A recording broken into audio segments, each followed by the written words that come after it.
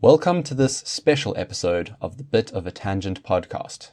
I'm Gianluca, a data scientist with a background in computer science and genetics. I'm joined, as always, by my co-host Jared, the only fifth-year med student who can apply a Fourier transform by hand. This episode focuses on blockchain technology and the Libra cryptocurrency. For this discussion, we were joined by crypto expert Thomas Tamil. Tom is a final year electrical engineering student, the founder and chairman of the AI and Crypto Society at the University of Cape Town, and the developer of mindforchange.org, a non-profit website enabling in-browser cryptocurrency mining for the purposes of effective altruism. We recorded this episode a few days after the official announcement of Libra. So our conversation represents our first impressions after reading the white papers and initial comments from the crypto community. Since then, there has been considerable backlash to Libra, and representatives are expected to appear before US Congress in a series of hearings towards the end of July 2019.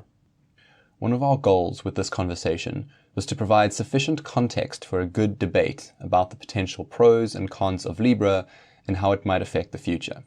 To that end, we begin the episode by introducing key concepts in cryptography, data structures, and smart contracts. So if you have no background in these areas, or need a quick refresher, then this episode should fill in enough background for coherent debate about Libra, its implementation, and its potential impact. On the other hand, if you are already well versed in these ideas or work in the crypto field, then feel free to skip to the 30-minute mark for the true meat of the discussion. There we analyze Facebook's strategy with Libra and how it will likely roll out, failure modes, runaways and societal impacts, and the possibilities for the next generation of commerce and efficient markets. As always, links to everything we mention and more can be found in the show notes. This was one of the most exciting episodes to make, so we hope it gives you food for thought. Here's the episode of Bit of a Tangent.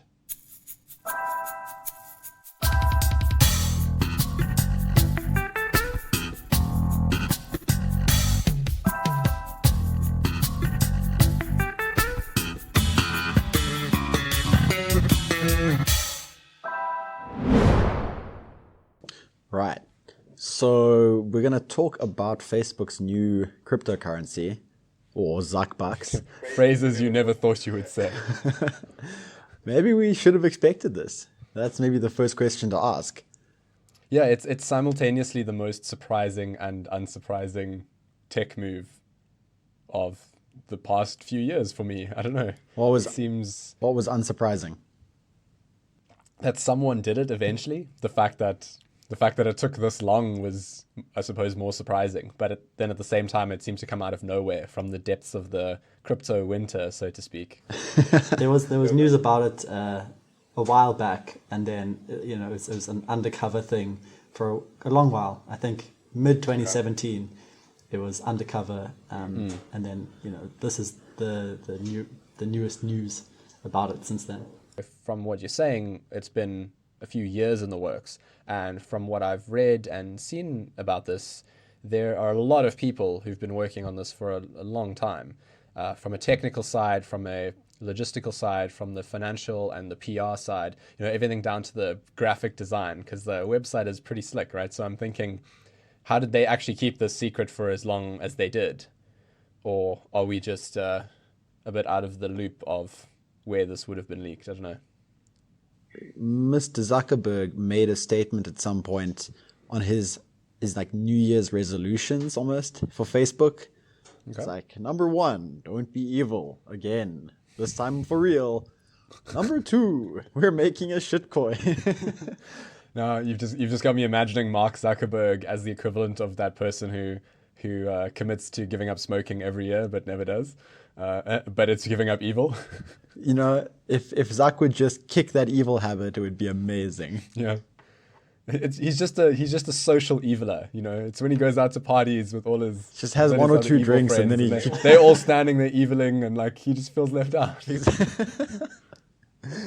I don't know. So yeah, Tom, other than the rumors in 2017, did you see this coming? Is this something you were expecting from one of the tech giants? So back then, I think the first inkling that I heard that it was that was reasonable, not just beyond rumor, was when they announced blockchain developer and research positions on their website sometime around then.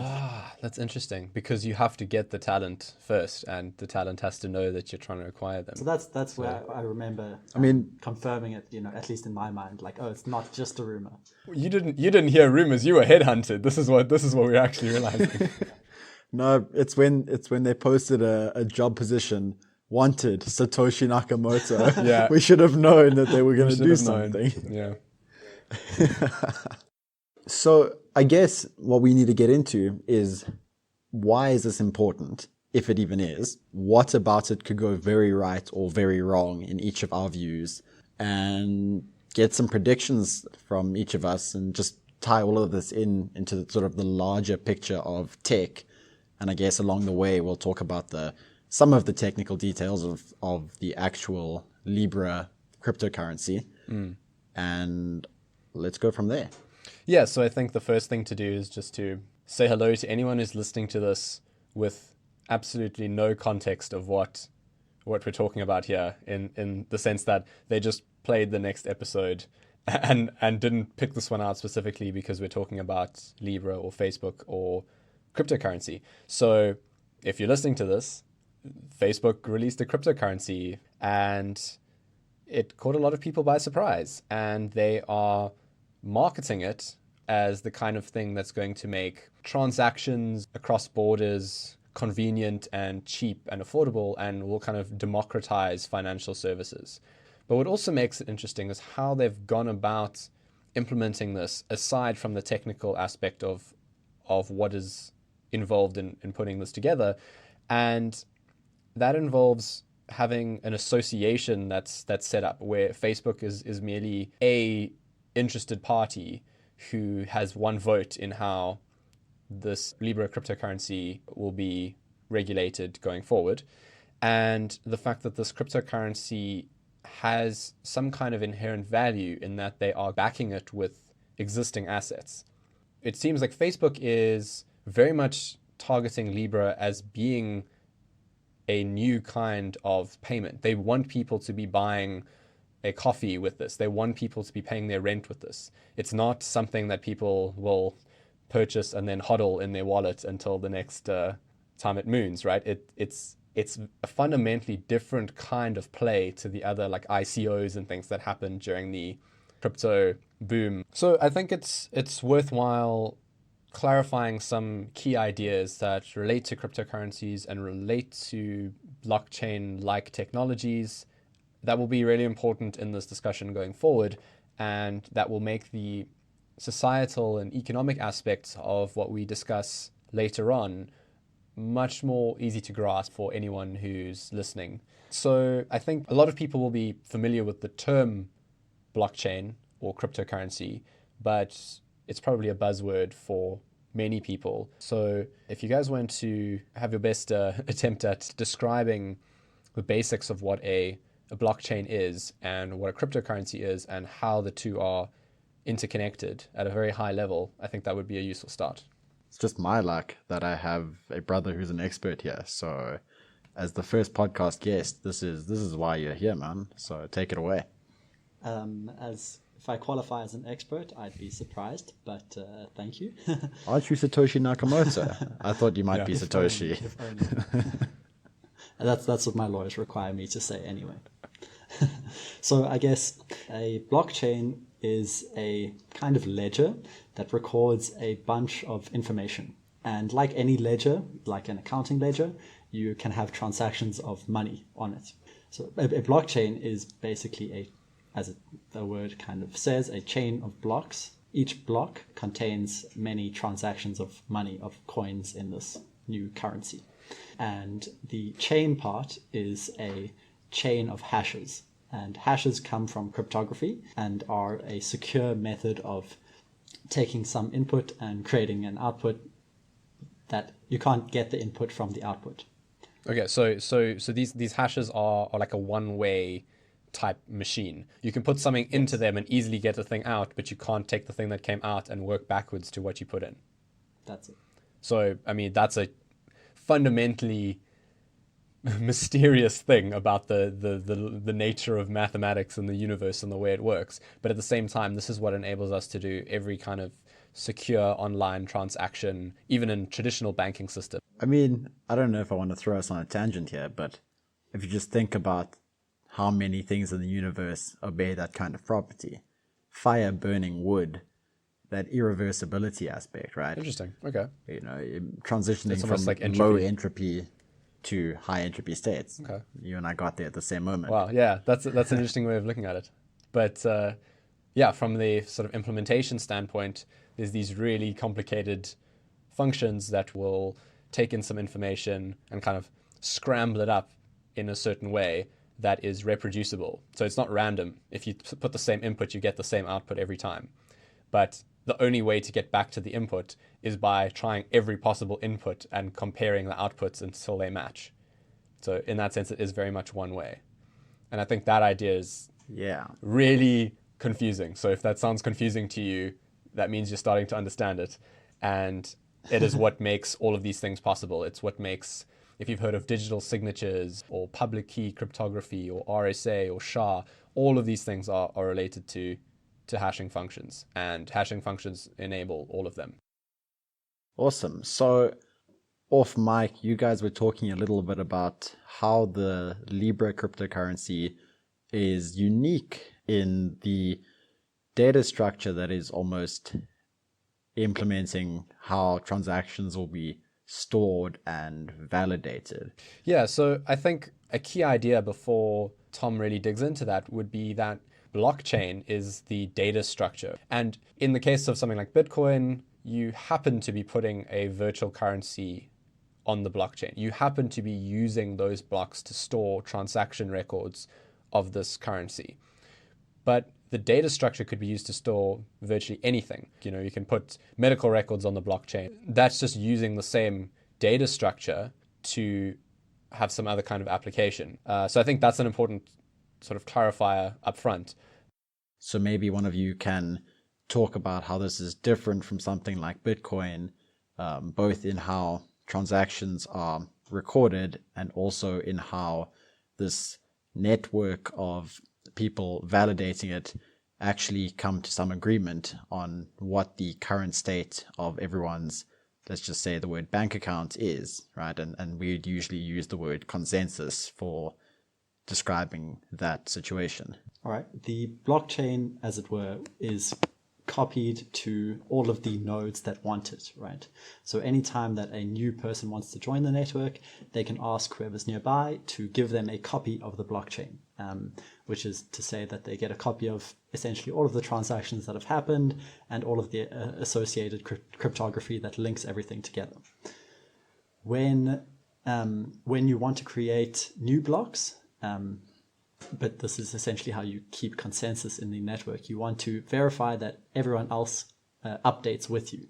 So if you find a new block, which is to say you complete some cryptography, you then can update the network in exchange for getting a few coins, in this case Bitcoin, which is the process of mining.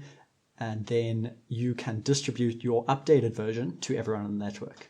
But the problem is if two people get a new block at the same time, it most likely, almost certainly, will not be the same exact block because of different transactions and different hashes. And so you have to decide which block is the true block, and that's the process of consensus. So what generally happens is you just try to distribute that as quickly as possible, and the first kind of block that gets as far in the network will dominate. And the second key to that is that the longest chain of blocks is always dominant against any other. And because of the way the hash function works, it means that over time, all the other chains that happen will fall away as the longest chain becomes the true chain. Okay, and so this is because each block kind of links or directs to the block before it in a cryptographic way using these hash functions that we spoke about. And so you can't fake things down the line because you would have to go back and rewrite so much history, and that's very computationally expensive. And so the idea of you mentioned miners, and like crypto mining is the term a lot of people will be familiar with, and for something like Bitcoin, when you're mining the cryptocurrency, what you're really doing is the hard work that's required to validate that everything is legitimate, and that is where the security comes from. So these one-way functions are really easy to check, but they are really hard to generate in the first place, and so all this work has to be done, and so there's remuneration in exchange, and that's why it's called mining, because you do a whole bunch of hard work to get some reward for it. But really what you're doing is helping validate that no fraud has occurred earlier on in the blockchain, right? Exactly, and also provide the service to prove for other people that their transactions have been paid, that they've paid the person that they said they were going to pay. All right, awesome. Yeah, so I think we've covered some like really useful ideas there, and especially this idea of decentralization, because that's one of the things that a lot of people really like about blockchain and crypto technologies in general. And that's something on which Libra is doing some interesting things, but also some potentially ominous things. And that I feel is an area that we'll definitely dig into. So I think if you could maybe dive into then why Libra is not the same as traditional style blockchains. So what is it about the Libra data structure and Libra's method of gaining consensus that is slightly different? I think there's just some interesting technical details there, which could be quite a juicy thing to get into here. Yeah, so I mean, the TLDR for this is it's not actually a blockchain because it's not a chain of blocks. There are no blocks. And in addition to that, it's also not keeping track of the transactions. It's keeping track of the state of the whole network. And the transactions are inferred from the differences between the states. So if you're now thoroughly confused, Tom will elucidate. What happens is essentially the state is a ledger in its entirety. And at each step, whenever someone makes a transaction, you transition from one state of the ledger to another state. So there aren't blocks of transactions where each block has a lot of transaction in it. There's single updates from state to state where a single transaction occurs.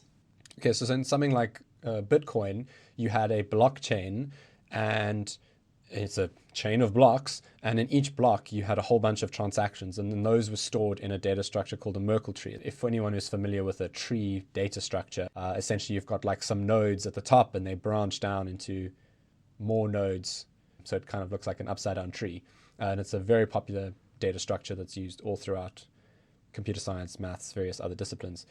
And a Merkle tree is just a tree that uses hashes to all the children in each node, right? So a parent node is hashed based on the hashes of its children. If you know that the hash at the top of the Merkle tree is legitimate, you then know that every other hash is legitimate. So if you verified the top of the Merkle tree, you verified everything. And if you don't care about what's in there, you can just chuck it away, which is one of the ways that they were keeping these blockchains lean.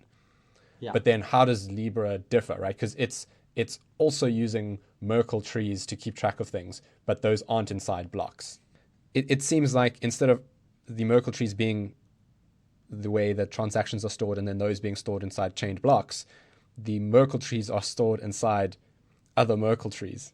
So there is no blockchain. It's just they've taken the idea of Merkle trees and used that as the actual data structure. So it's kind of similar, and they're using the term blockchain because that's what everyone's familiar with, but it actually isn't, as far as I can surmise, and I've heard a few other people say this as well. So it's Merkle trees all the way down then. Wow. But yes, all the way up, I suppose, because they evaluate upwards. So something like that. Something like that. Which is interesting. And the fact that it's state-based as opposed to just logging the transactions. Is it known yet what sort of implication that might have for the speed at which you can do transactions? I mean, is this something that people will have to play around with to get a feel for? I mean, I don't know if there's any good theoretical background that can kind of help us make informed guesses here, or if the best thing will just be to play around on like a test net version of this and see what happens. Yeah, I think probably. One of the big limitations that I've heard a lot of people discuss with regards to blockchain is the fact that you have this lag of how long transactions take to propagate through the network and be verified. So for something like Bitcoin, I think it's like 10 or 15 minutes because you have to wait for a block to be verified before the transactions in it are verified. And that takes a whole bunch of time because they're very big blocks with lots of transactions. And so I believe that this system that Libra is proposing, because it's just Merkle trees within Merkle trees, they have the advantage of much shorter periods of time for validation to occur, because you can do things at an almost transaction to transaction basis, which means they're more able to compete with more conventional services like credit card swipe transactions and the Visas and MasterCards of the world. Yeah. So, I mean, when I was reading some of their technical documents, it sounds like as a baseline, they're wanting to be able to do something like 1,000 transactions a second, right?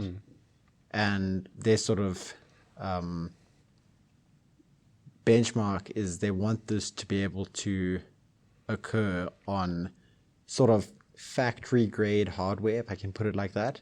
So, I mean, they say that they expect, at least at the beginning, you'll kind of require the resources of, a well-provisioned data center. I mean, they estimated like a 40 meg per second internet line, a reasonable CPU, but I think they're aiming, and this goes back to their long-term goal of going sort of in the fully decentralized, fully permissionless version, where almost anyone who can meet these hardware requirements can become a validator node.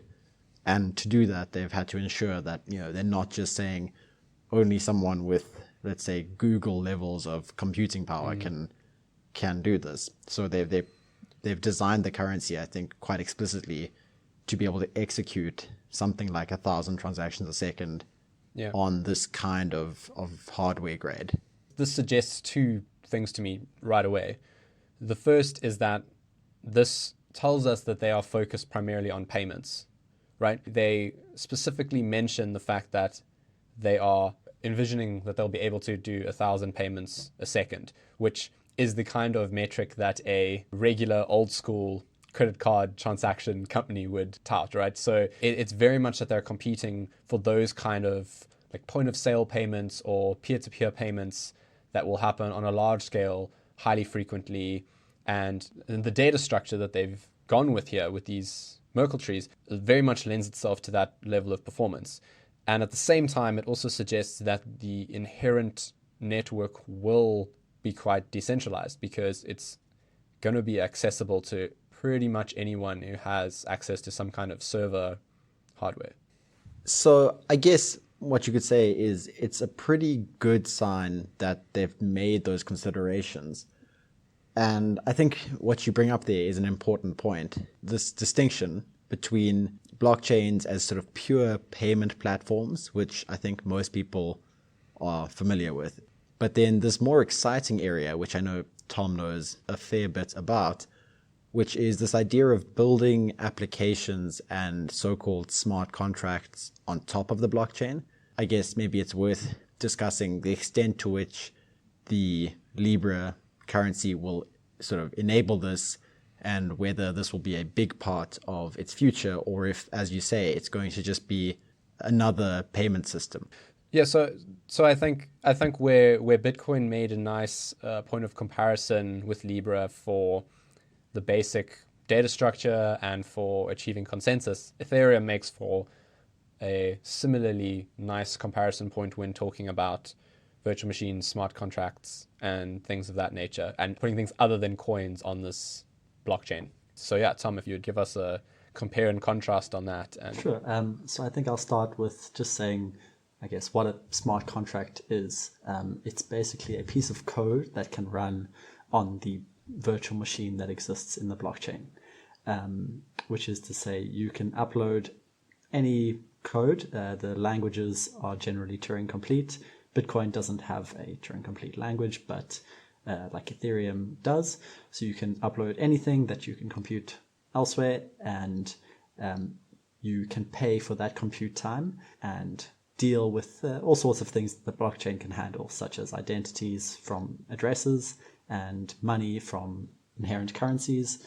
So yeah, you can build applications that interact with people.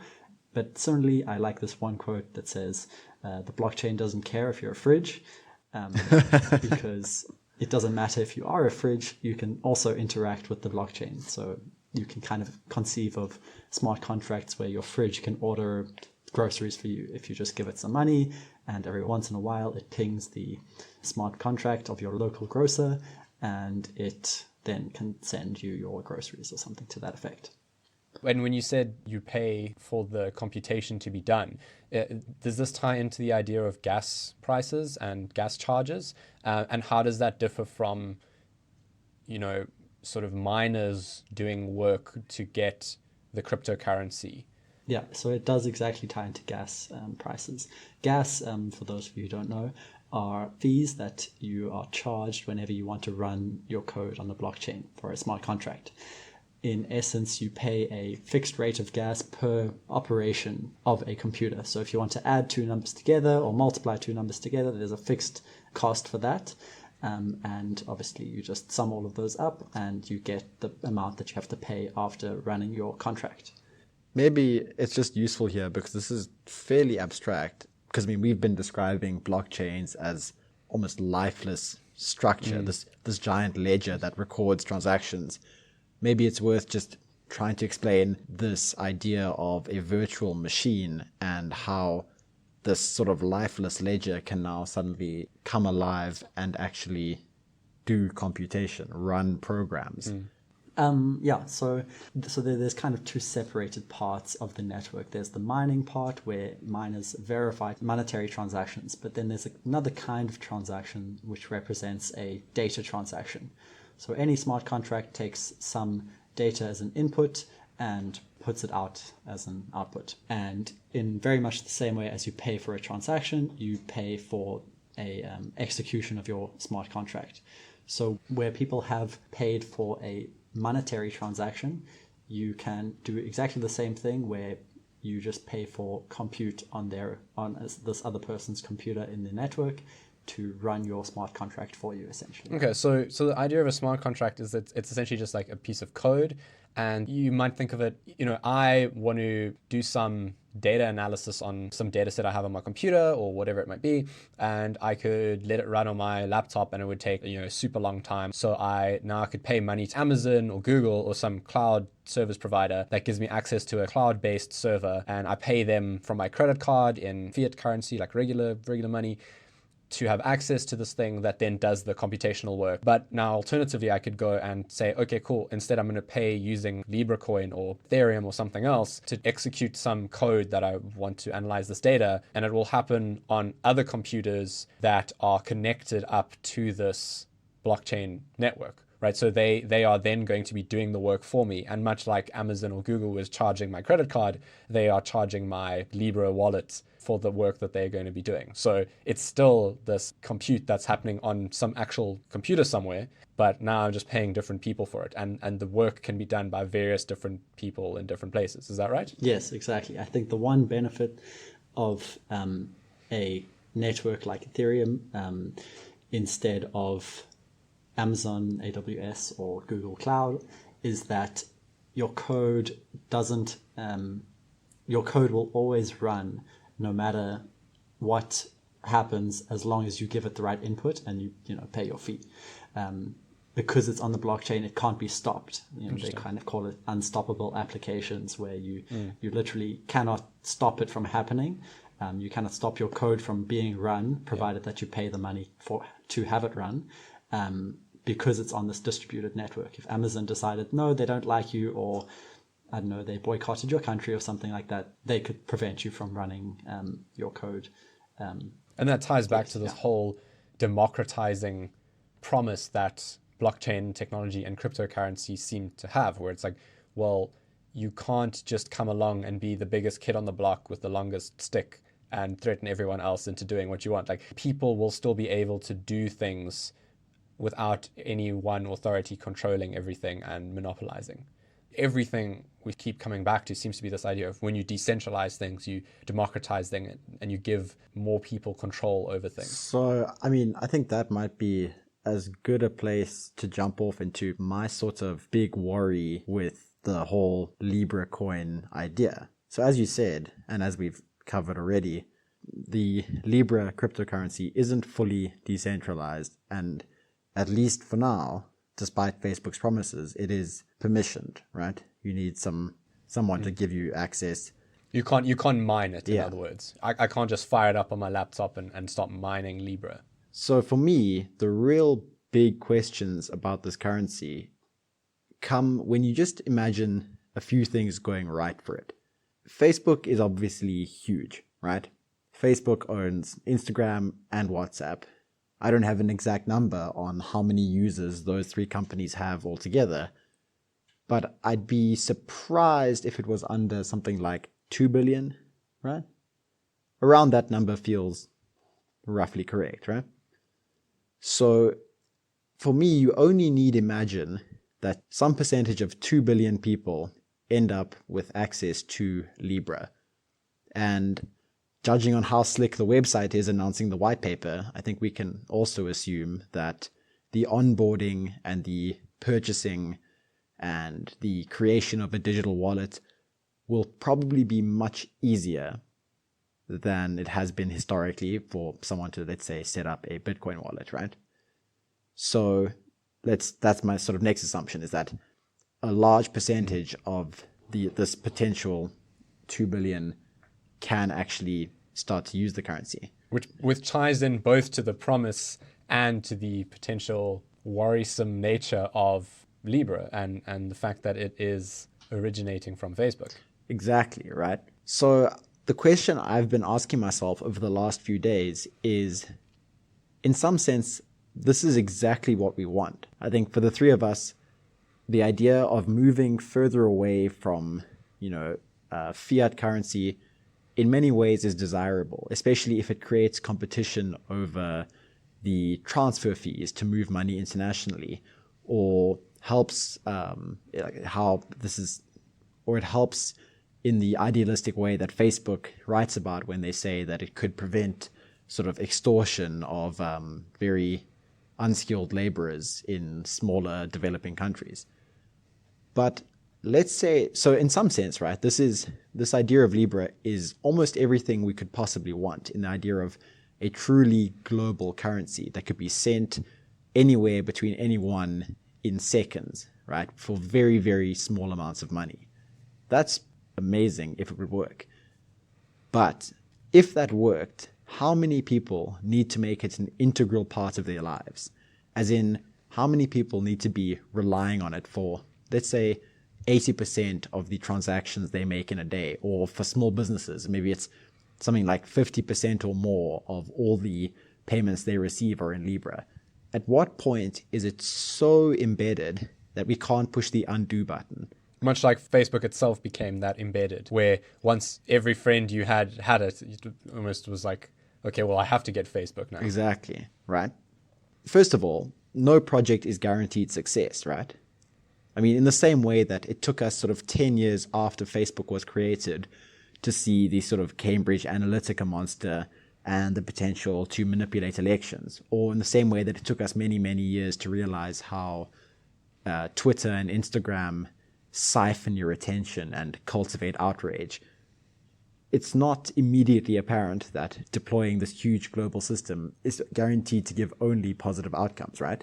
The second case is the one in which Facebook or the Libra Association decide to become not malevolent, but let's just say less benevolent than they are currently portraying themselves as, right?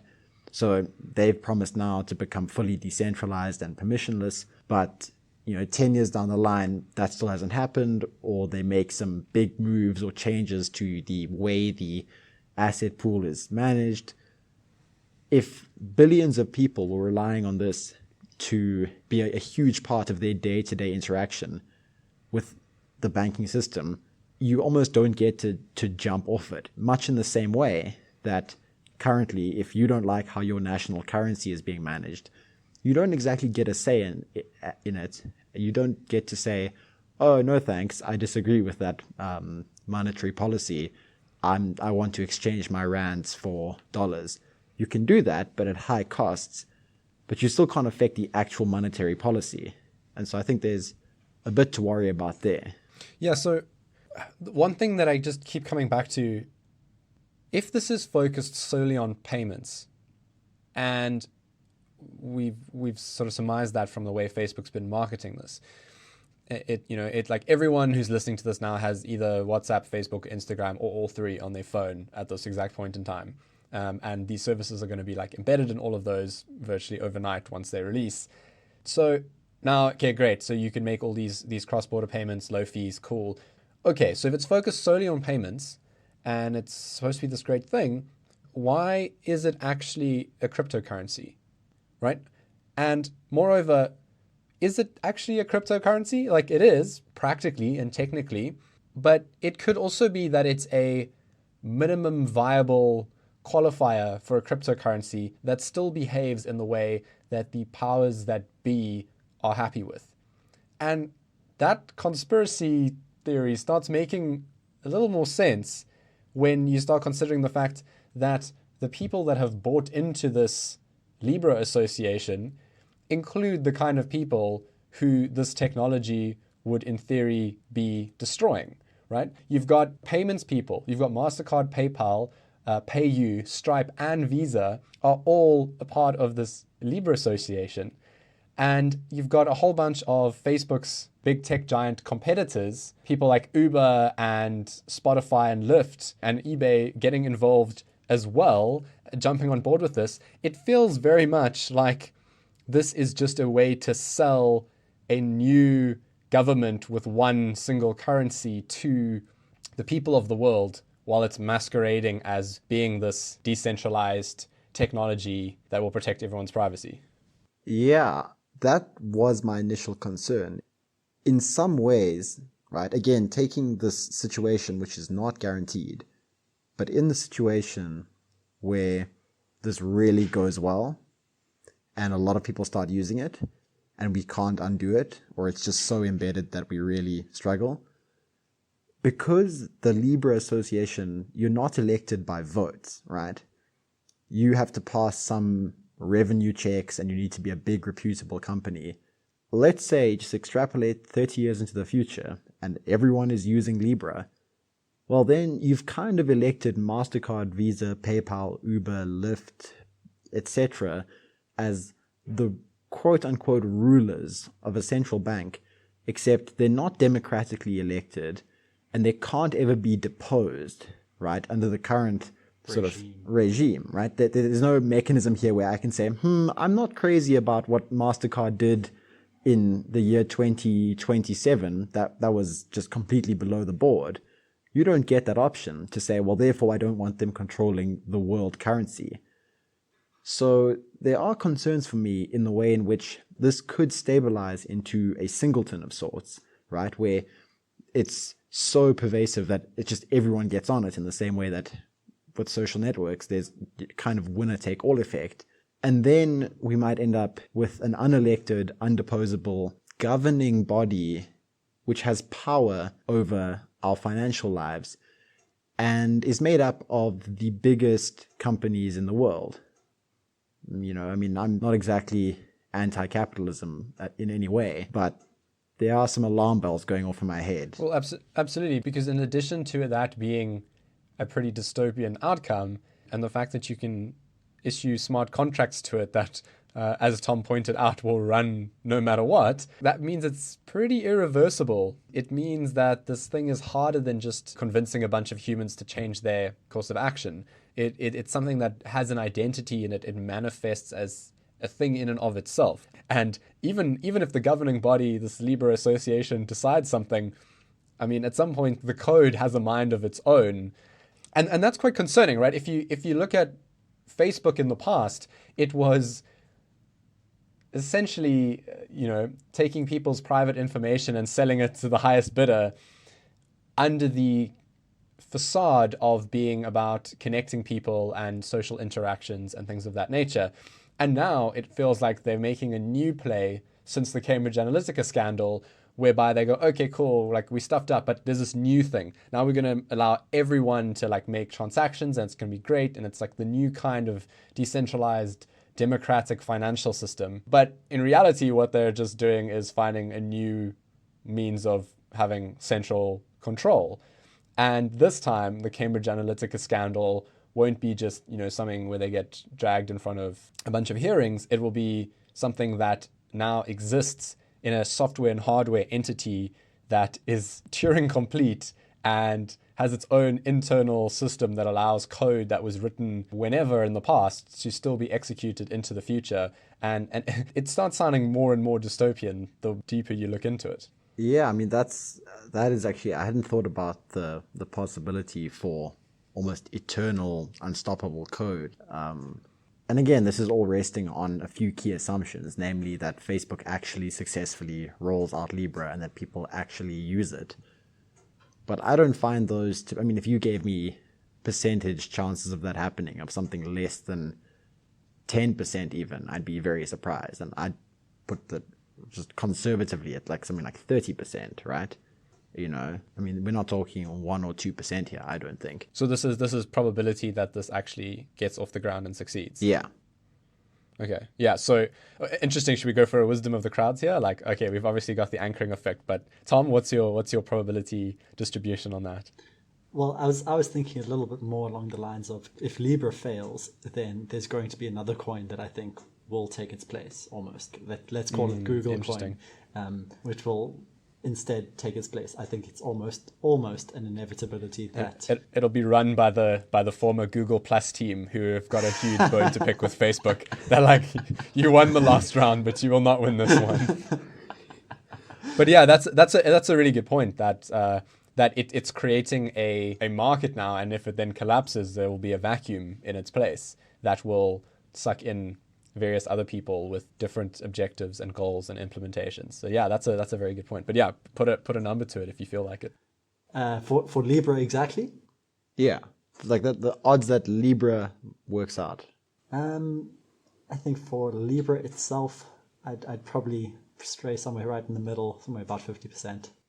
And then for someone else, given Libra doesn't succeed? Given Libra doesn't, I'd say 90%. Really? I would go the opposite direction. If Libra doesn't succeed. I mean, we haven't bounded this either in time, which is bad. Philip Tetlock would be very disappointed in our forecasting configuration. But yeah, okay. So Jared, you reckon that it's less likely if Libra fails that someone else will succeed? I mean, I guess you could say in the long term, people will just keep trying until we get a successful version. So maybe that's what gives you the confidence. But for any given venture, I would still adjust downwards and say, if one fails, it makes it maybe more likely that people are skeptical. And I see like one of the worst case scenarios I can imagine here is sort of this power struggle where maybe in the next year or even months, Google or Amazon or even Apple, who knows, try to make their own play and try to establish themselves as the big equilibrium here. Because so currently Facebook has made their move. They've planted their flag and said this is going to be the big global currency in as many words, really. And so as I see it, Google and the rest of the tech crew have two responses. They can either sign on as part of this Libra association, which means they're signaling defeat, and they're also adding their significant tech might to the project, or they can basically defect, right, to sort of borrow the game theory term, and they can go down the route of, no, we won't cooperate, we're going to make our own coin, even if it steals users or leads to compatibility issues or any number of things. And so they'll have to be exchanged between the two, and maybe that could be organized, but those are kind of the two options, right? And then you get the interesting coordination problem as a result, right? Because now you've got a whole bunch of big organizations making this decision individually for themselves, do I jump on board with this thing thinking that this will be big and there's no point fighting it and I can benefit from it? Or do I try and oppose it and dominate? Well, now you're going to have all of these people making this independent decision, and depending on which way they all sway, enough of the mass will either align behind Libra or not, right? If it crosses some critical threshold of people joining on and becomes ubiquitous, the network effect means that it'll eventually just grow to touch every corner of our lives, most likely. Definitely, and I think Facebook's hoping for that. Well, exactly, right, because they've seen how strong that network effect is firsthand over the last 15 years. And yeah, so it seems very much like that's their play. And we shouldn't neglect to mention the potential positive aspects of this, right? I feel like we have an inherent distrust and dislike for Facebook, and that biases us towards looking at the possible ways this can go wrong. And anytime that you're looking at something huge and revolutionary, there's usually more ways that can go wrong than right. So I feel like that bias is often fair. But there are a lot of ways this can go right, and there are a lot of potentially amazing outcomes for that, right? If you have a really good, efficient, cheap digital currency that is embedded into all aspects of daily life and is built in a secure, decentralized way, you suddenly get all the things that are like great about an efficient market like a stock exchange, and you get to apply that to every aspect of life, right? So obviously the tangible goods and services that it will initially be used as a payment system for, the guy who shines your shoes at the airport or the taxi service who got you there. But then over time, it can start to quantify the value of attention or be used as a way of paying for memes or whatever it might be, right? You can suddenly have an efficient market on just about anything that people place a subjective value on, because now you have a way of putting an objective value on it, because people can pay for anything instantly, easily, direct, peer-to-peer. And you can pay sub-cent values as well. Well, that's the other thing, right? It's like almost infinitely divisible, and so you can stream money instead of it being discrete quanta. It will just be like a continuum of, okay, instead of paying for your Uber when you get out of the Uber and it's a single credit card transaction, it's like when you're in the Uber, it's just streaming out of your Libra, and it's also streaming out to your insurer because the insurance rate goes up slightly when you're in a motor vehicle, unless it's a self-driving one, in which case you're streaming to the AI that's driving the self-driving car, and it's earning Libra for driving you around safely. And now you've got data processing can be done with these smart contracts and virtual machines on this platform, and you can pay for it with the same currency that you use to pay for hard goods and services, the same currency that you use to stream like meme value back to your favorite meme lords on whatever social platform we have at the time. Like everything suddenly becomes this very interconnected economy. And I think that could be an incredible thing, right? Because if there's one thing that humans have invented / discovered / stumbled upon that is actually really freaking good at regulating a system, it's an efficient market. That's actually, I think you might have just really swung the tide in my head on just how much I want this to be a thing. Because often as not, when I imagine that kind of micropayment dense society, I imagine it as just being the internet without an ad block, and like every EA Games title that asks you to do a quick micropayment for more fuel for your car in Need for Speed, right? So the worst outcome is it becomes really annoying. So you're constantly having to click accept the terms and conditions, pay 0.2 cents here, right? But as you put it, right, if you can stream out money, so you've agreed to some price or some spread of price and a duration, and the duration can be monitored autonomously, so that actually decreases the cognitive burden, then I think you've hit on an unbelievably interesting idea, which is this idea of markets everywhere. And I think, first of all, it could be useful explaining what you mean there when you talk about why markets are so important at discovering the true price of something, or the true value.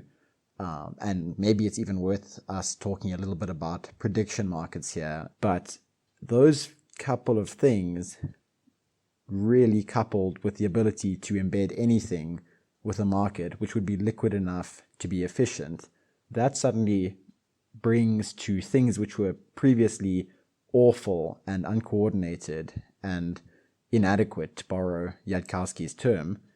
And yes, it took us almost an hour and a half to invoke Eliezer Yudkowsky in this conversation. It's a personal record. But now, having done that, we can just say that maybe it's possible that a lot of the places we find inadequate in today's society could be made adequate with this ability to include an efficient market in anything. Just if you'll indulge my tangent here. Totally, yeah. And I think this is a tangent that we must keep brief, because this could be 5 episodes in and of itself, which it will almost certainly be at some point in time. But considering this auspicious occasion, which we have Tom as a guest, I will indulge you.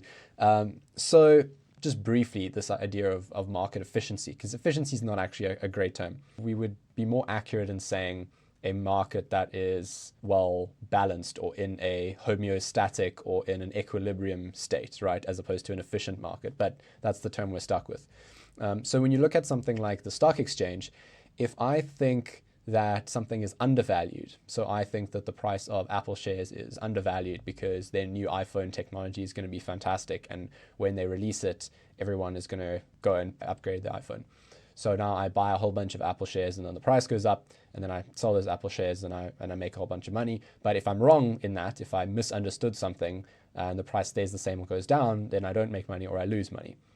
Conversely, I'm able to short the market, which means I'm able to essentially predict that if I think the next Apple CEO is going to be a terrible CEO and going to take the company in a direction where they remove all ports from all devices, and it becomes impossible to connect anything except for another Apple device that somehow also needs a dongle. Anyway, imagine I see that that's the direction Apple's going, and I decide, okay, cool, I don't want Apple shares. Well, I can short it, which means I can essentially borrow Apple shares from someone and promise to pay them for them later at some given rate. And then when the price goes down later, I pay the later rate. And so this formality of being able to short things in a market allows me to profit from things doing badly as well. So in both directions, whether I have information that something will do well or badly, where I think it's under or overvalued in a market, I can act on that in a way that I can make a profit, and that gives me value, right? And now you got a whole bunch of people trying to do this, a whole bunch of really clever people with like PhDs and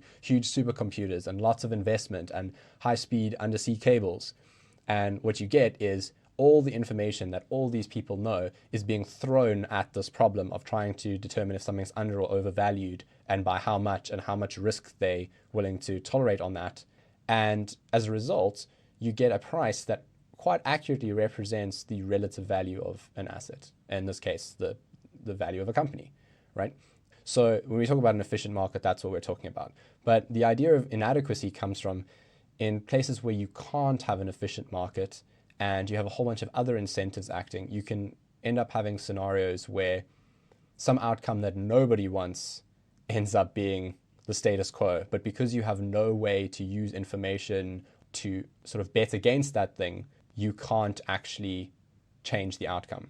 But I think the idea of efficient market is what is really key here. And the idea that is essentially only really found in the stock markets, but the fact that a currency that is truly global and really efficient and almost infinitely divisible can allow everything to become an efficient market in the true utopian vision of it is the sort of counterfactual to the way we think this is more likely to go, which is a more dystopian outcome. Yeah, I mean, that's like a really fascinating outlook. And I think if the currency went well, it could actually help solve things as unrelated as the fact that when it comes to carbon emissions, no one has to pay. And so it's always in your incentive to demand for stricter regulation for your competitors, but to try and cheat the system, because it's very difficult to measure and price how much carbon you're emitting. But you can imagine just, sensors fitted to your car and a smart contract that streams money out of your account for every unit that your car expends of carbon dioxide. So again, it's this idea of maybe generating markets where they otherwise wouldn't be, or at least in that case, just being able to price an externality. Yeah, and if I were to imagine sort of a utopian vision for something like this, not necessarily Libra, but a system of that kind, you would then be able to introduce sort of personalized AI. Each person would then have their own AI that is intimately acquainted with their personal information, and its sole focus is to try and optimize and enhance the quality of their life. And so one thing that is super important that would be in charge of would be managing this cryptocurrency. So when you start moving away from the micro transactions for things and it becomes more like the streamable flow of currency, well, now essentially you've just got like rates of flow in and out that are constantly changing. So one of the tasks of this AI would be to sort of manage those in and outflow rates for you and make recommendations as to like, hey, you should probably go and put in some hours of like work this week so that you can stream in a whole bunch of stored up value so that you can do something in the future. Or you're exposing yourself to risk here by, if you have an accident or something, you won't be able to afford the increased premiums on something. So if you want to make sure that you have 5 years of full medical care provision, you need to do like this much work for this amount of time. And so you can constantly be managing the in and outflow, which allows people to be much more flexible in the kinds of work that they do and will be essential in an economy where automation becomes more ubiquitous. So, I mean, that's the ideal utopian vision of this that I see as being the contrast to the idea of a blockchain run amok where it's just executing smart contracts that no one wants anymore, that are doing horrible things and it's out of control and no one has access to it except a few companies who are all locked into this through perverse incentives that they engineered for themselves. So Sure, yeah, I think that's a very exciting possibility, that kind of thought that you posit of an AI looking after you and being able to stream value for you, and really managing that whole aspect of your life very conveniently. I think that would be, spectacular in its own sense.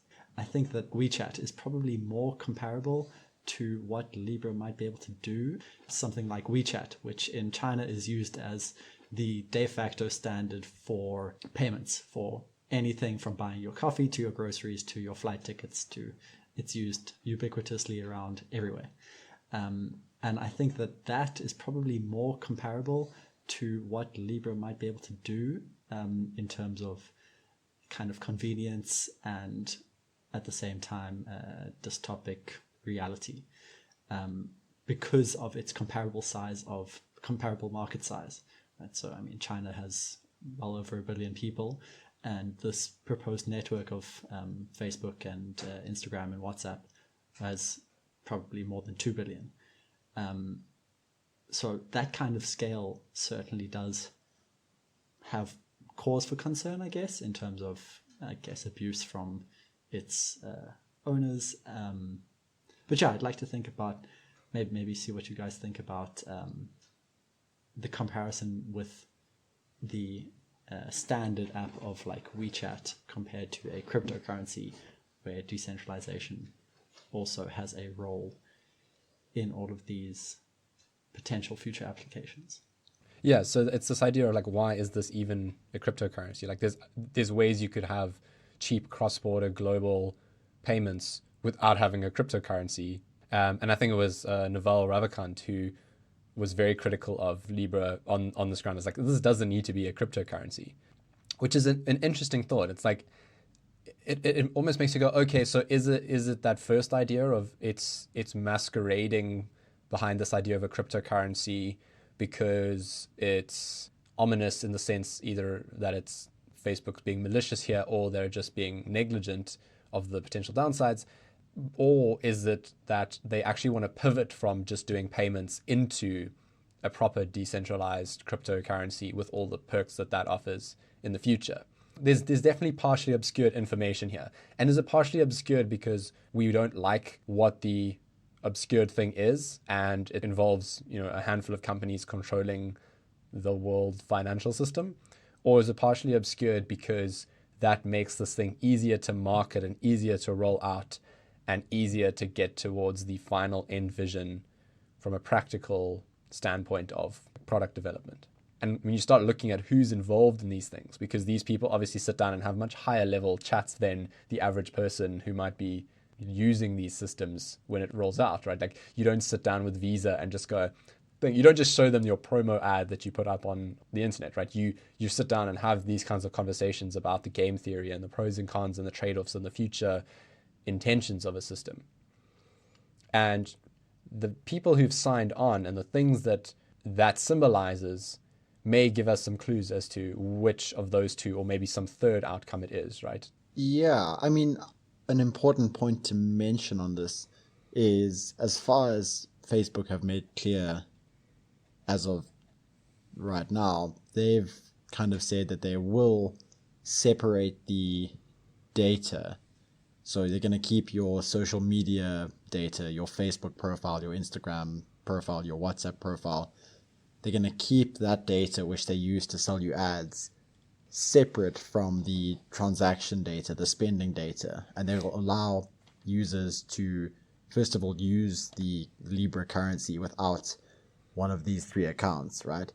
And also for individuals to have separate accounts. Okay. So in some sense, that's a really good sign. I mean, it would be, I think, really worrying if Facebook not only had this huge repository of your personal data, but then could also add to that your financial history.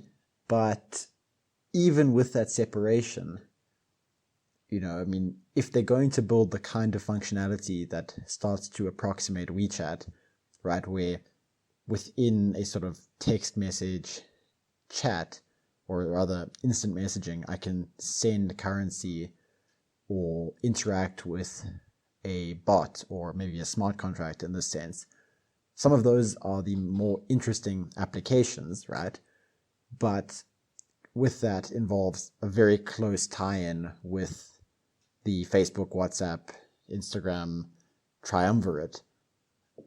And so it's not clear that we'll get that kind of functionality without then having to either agree to some terms and conditions or just unknowingly giving up some metadata or something. I don't know. Yeah, so it's a weird one, right? Because what Facebook seemed to have done with Libra is substitutes some of the decentralized nature of a cryptocurrency for some decentralizing types of regulation in a more conventional sense, right? So they instead of making it a permissionless system, they make it a permission system. So they're reducing the decentralized nature there. But then instead of it just being run by Facebook, it's now like run by a whole coalition of various different companies that they only have one vote in. And they're also keeping the company that does Libra, which they call Calibra, I think, separate from the Facebook company that does the social media and advertising and things like that. And, they have good justifications that they've made public for this. But Facebook's always a weird one, right? I mean, it's a company that didn't have a business model for long into its original creation. And you have the same kind of thing with WhatsApp.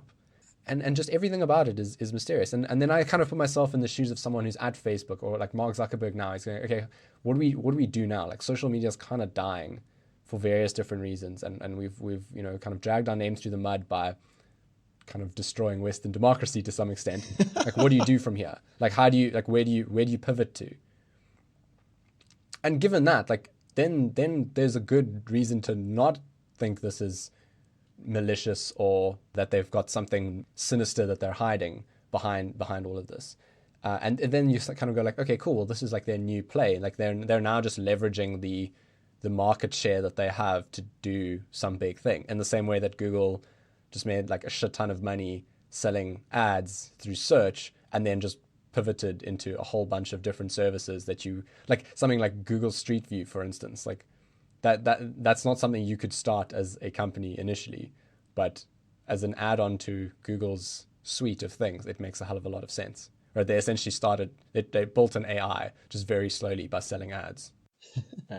Their goal for the project as a whole, whether nefarious or other, I wouldn't be exactly sure what it might be, but the point would be that you want to gain control of that whole market. So that I think they're playing almost the long game, if you will, of once they have potentially a market size of let's say 2 billion people on such a platform, you have such great power of such like huge access to people and data and money, and like it's so big, it's bigger than most countries, even probably many countries combined, that what you do thereafter and how quickly you can make a profit is probably like the least of your worries compared to what you can potentially do there. So I think it's almost like the Uber play of screw it, we must just throw as much money at this as possible so that we come out on top. We have to be out on top. It doesn't really matter how we get there, as long as we get there. Then, you know, okay, cool, the long-term plans of let's have self-driving cars and all these cool things can come to fruition. We can make lots of money. But in that process, it doesn't matter too much. Which is kind of what Facebook and all the companies it's bought out have done all along. Just get big and then figure it out later. And I don't know if that reassures me or makes me more terrified. Move fast and break economies. Yeah, pretty much. And democracy and everything that people care about, or break the back of the break the wheel, right? But is just blindly jumping into the void worse than having malicious intentions? Like, are there far more failure modes than success modes for this? And are the failure modes like sufficiently bad that this is worth pausing to think about and regulate? And clearly a lot of governments think so, although they think that about a lot of things that don't seem so wise or prescient. So, you know, maybe it's just the standard reflex. This does bring us to the point of how governments might try to regulate this. Yeah, I mean, lots of people have been speaking about the need to regulate cryptocurrencies for a while now, partially because there was a lot of talk initially of them being used for nefarious purposes, and also because you want things to be stable, and regulation is one way that you bring stability to something, which makes it much more widely adoptable. And also, I just think like a lot of people were talking about it, and there's a lot of money going into it, and so government's natural reaction is to panic and have hearings. So yeah, there's been a lot of talk about this for a while, and then I've read that there has been government backlash, but I haven't like seen the backlash itself. I do remember there was at least one country, and I forget which country exactly, but at least one country did ban the currency outright, which kind of seems strange considering that it's only a test net. Other than that, you know, there is the KYC checks as you create your profile, so you have to upload a government identification, which, you know, adding that to my kind of Facebook profile, I feel like you can't separate that much almost. It doesn't feel too good. I suppose it's worth pointing out that yes, it might be separate from your Facebook data, right? But there's nowhere have they said we're not going to do all the usual machine learning and sort of algorithmic manipulation and inference on your transaction data. Yes, it'll be separate from our Facebook data, and there'll be separate companies, but you know, that's another big conglomerate of data, and I mean, could swiftly become the biggest conglomerate of data. Yeah. And crucially, your account on Libra is not anonymous, it's pseudonymous, right? It's not linked to your identity in the real world, but it's still an identity that exists, and you can track the transactions for a certain identity or a certain account. So I might not know who that account corresponds to, it's just some number, some address, but I can see everything that account's been doing. And it seems to me like, yeah, you can have as many accounts as you want, sure, but in reality, people are going to probably have one or two. And so, as we know from like instances of medical records, it's pretty trivial from a few powerful data points to identify someone uniquely, especially when you have large volumes of data. Especially, and like this is going to be public, right? So it's not just Facebook doing this. Anyone with access is going to be able to do this. Yeah. So yeah, the pseudonymy is kind of strange in that it's only pseudonymous to most people, in that like Jared couldn't look at my transactions and surmise easily perhaps that it was me. Obviously, as you say, you could get there with a couple data points and kind of knowing a few things. Maybe I bought something yesterday for this price, and you could make a reasonable guess, you know. But the validators, the node validators, they'll know everything. So all of those people, they will have your KYC checks. And in a couple of their announcing posts, they say that because governments were concerned and they wanted to kind of portray that openness, they noted it that they were open to audits, they were open to kind of government cooperation, and they were also open to providing information to governments given the request.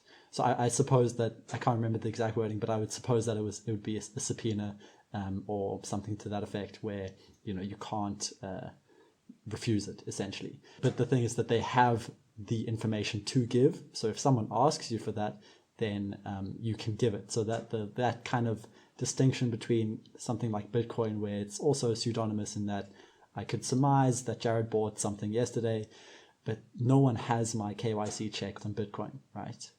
No one can give away my exact kind of Bitcoin info unless they were the gateway where I registered or something like that. It's almost easier to obtain than if it were just sitting on some server somewhere, because people have a real desire to obtain it, and the Libra Association has the desire to act legally and legitimately and sort of comply with all the regulations. So it seems like, when you bring that point up, it kind of like this whole thing looks incredibly ominous again.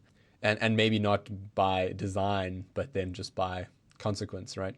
Okay, well now the NSA is just going to essentially be tracking every transaction even more efficiently than they did before, and you're going to be using this for more than you used regular currencies for.